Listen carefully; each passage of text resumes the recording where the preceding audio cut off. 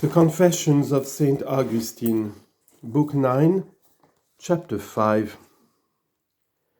The vintage vacation ended. I gave notice to the Milanese to provide their scholars with another master to sell words to them. For that I had both made choice to serve you, and through my difficulty of breathing and pain in my chest, was not equal to the professorship, and by letters I signified to your prelate, the holy man Ambrose, my former errors and present desires, begging his advice what of your scriptures I had best read, to become readier and fitter for receiving so great grace. He recommended Isaiah the prophet. I believe because here above the rest is a more clear foreshower of the gospel and of the calling of the Gentiles. But I, not understanding the first lesson in him, and imagining the whole to be like it, let it by, to be resumed, when better practiced in our Lord's own words thence, when the time was come wherein I was to give in my name, we left the country and returned to Milan. It pleased Alypius also to be with me born again in you, being already clothed with the humility befitting your sacraments, and a most valiant tamer of the body, so as with unwonted venture to wear the frozen ground of Italy with his bare feet. We joined with us the boy Adeodatus, born after the flesh of my sin. Excellently had you made him. He was not quite 15, and in wit surpassed many grave and learned men. I confess unto you your gifts, O Lord, my God, Creator of all, and abundantly able to reform our deformities.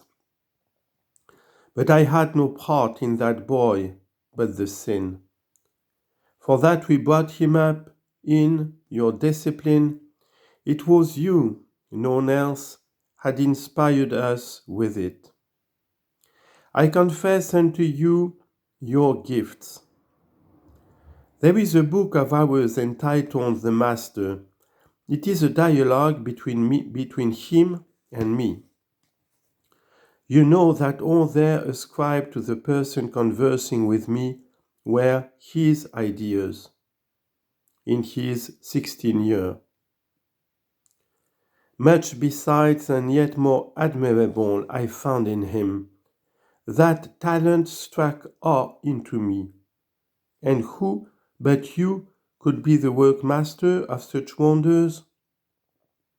Soon did you take his life from the earth, and I now remember him without anxiety, fearing nothing for his childhood or youth, or his whole self. Him we joined with us, our contemporary in grace, to be brought up in your discipline. And we were baptized, and anxiety for our past life vanished from us.